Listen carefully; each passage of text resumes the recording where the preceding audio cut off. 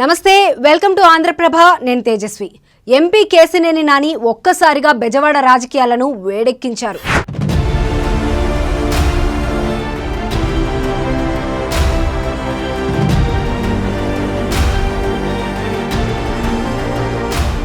మీడియాతో కాసేపు ముచ్చటించిన కేసినేని నాని ఫేస్బుక్ పోస్ట్కి సమాధానం చెబుతూ అన్ని వివరాలు సవివరంగా పెట్టా, అంతకు మించి కొత్తగా చెప్పేదేమీ లేదు. రాముడికి ఆంజనేయ భక్తి తరహాలోనే అధినేత ఆదేశాలు శిరసా వహిస్తా అని స్పష్టంగా ఫేస్బుక్లో పెట్టా అని చెప్పారు.